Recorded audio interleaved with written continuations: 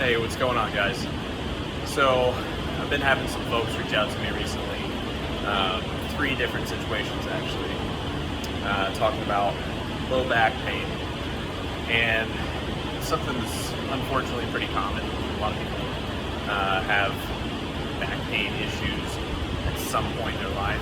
So, we'll just go ahead and make a checklist of, here's some actionable things that you can do to help alleviate those back pain issues that are very common. So if it's, a special situation, obviously you go to a specialist, get that looked at, but we can, solve a lot of problems by going with this general kind of global approach first, and then kind of narrowing down to be more specific over time. So,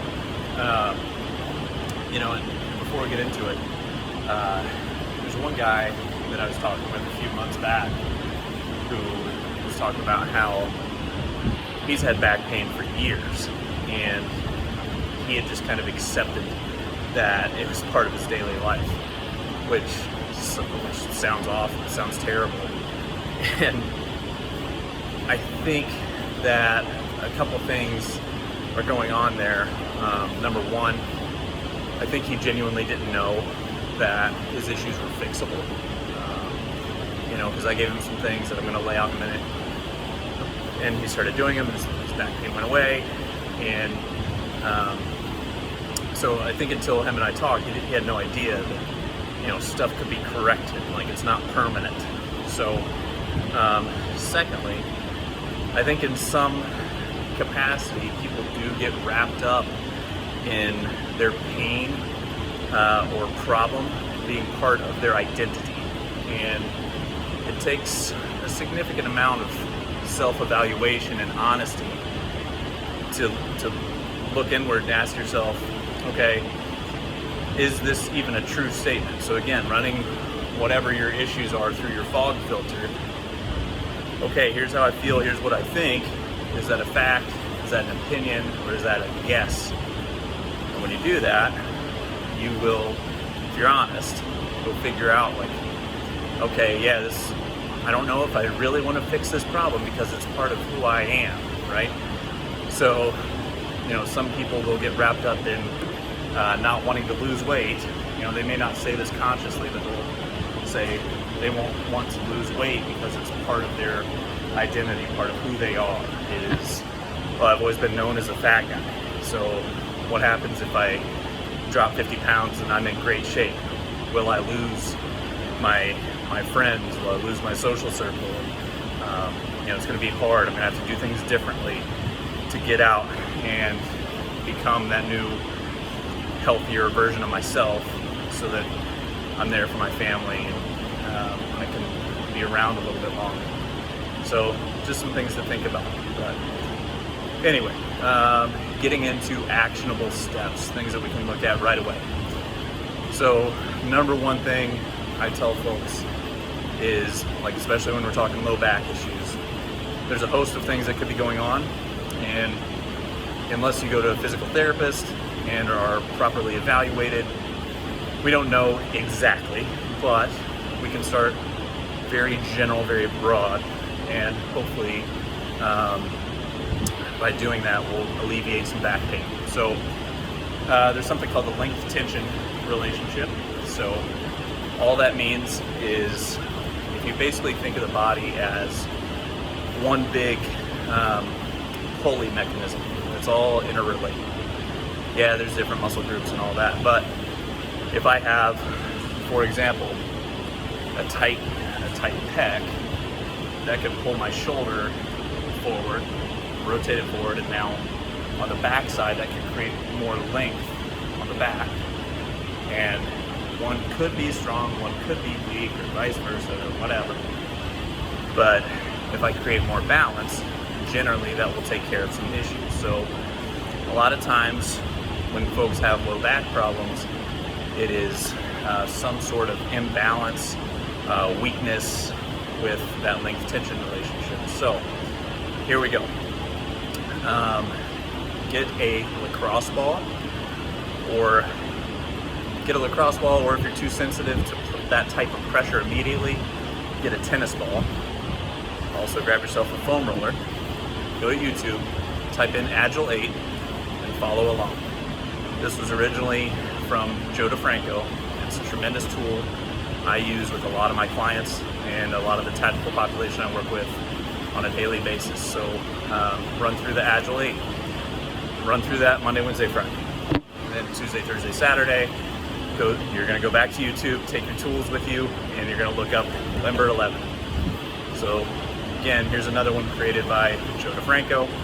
It's a tremendous tool, or you can do them both in one day. But the idea is just to start small, start doing something, and work out these tight areas where a lot of folks have some issues. So run through those 2 videos in their entirety, and then commit to doing them on a regular basis. Secondly, we want to look at, well, what musculature is associated with, pulling the pelvis in an unfavorable position. So we start with, a lot of people lack glute strength, a lot of people lack adequate hamstring strength, and a lot of folks fail to even train the low back musculature itself. So here's how we can fix it. Just start with something very simple, because you have to remember, complexity is the enemy of execution, okay? So let's just say 100 reps for each one of those things, all right? So in some way, shape, or form, we want to do a leg curl for 100 reps by the end of the week, okay? So you can do it all in one day if you'd like, but expect more soreness if you do it all in one day, as opposed to spreading it out over the course of the week. So we're just looking to get 100 leg curls by the end of the week. Okay, so that'll take care of the hamstrings. That's a good starting point. Those can be seated leg curls with a band on a machine. You can do prone, little ankle weight leg curls. Those add up very quickly. There's all sorts of different tools and apparatuses that you can use to work your hamstrings. But in some way, shape, or form, we want to work the hamstring in that way. Okay. Moving on to the glutes. So we also want to work them from a hip extension position. So this will hit hamstring and glute, is understanding how to hinge properly. So step 1, learn how to hinge properly, and then try and get 100 good hip extension reps by the end of the week. So again, this could be where we do a glute bridge, for example. Maybe shoulder blades are on a bench and you do a single leg glute bridge. Maybe it's an RDL. For those of you who are a little more advanced, maybe it's a good morning variation. There's not just one variation of all of this stuff. There is infinite number of variations that exist. So you can do a seated good morning. You can do a split stance good morning, feet together, feet shoulder width, sumo stance good morning, all of this stuff. But the point is, get 100 hip extensions to address glute and hamstring and low back. Now, if we want to work low back directly, it's going to be a great place to start by, I recommend everybody should have a reverse hyper. So there's some for sale by Rogue Fitness, I believe, that are like $400 or $500. You hop on Facebook Marketplace and you start looking around, and you can find reverse hypers that people are getting rid of because they made some sort of New Year's resolution to use this every day, and then they use it for like 3 days out of January, and then they decide to sell it. So reverse hyper is a tremendous tool, pumps a lot of blood, pumps a lot of fluid into the low back specifically, as well as strengthening the glutes at the same time. I think everybody should have one. So again, all this stuff, how you go about finding out, who's good, what's good technique. The best place to start is with a local coach. If you can't get in with a local coach, then start looking at YouTube and watch a lot of these videos and look at the similarities of what a lot of these coaches are saying. Because if you look at it and you see these people who are doing and saying the same cues, probably starting to get into the right area as far as technique goes. So those are best places to start. If you can't work with someone locally, then you start to look at, okay, well, what coaches are doing something remotely that will work with me in a one-on-one setting. And the final actionable step is, I've got two left. The next step is going to be to remember motion is lotion. Okay? So as much as possible, get up and move. That is going to help circulate fluid and blood and all sorts of other stuff throughout the system to help with getting the body moving to promote recovery and actually strengthening. So, just to toss a number out there, start out with 5,000 steps per day. And this has to be accomplished by the end of the day. So from the moment you wake up to the moment you go to bed, just know that you have that metric of 5,000 steps that you want to get knocked out. Gradually over time, this number should increase. And it's not going to increase forever, but in some way, shape, or form, we do want to push it as much as possible closer to the 6,000, 7,000. Ideally, we're going to get to the 10,000 mark, and then we can talk about different strategies and things like that. But that's going to be a great tool. Just basic walking. Okay?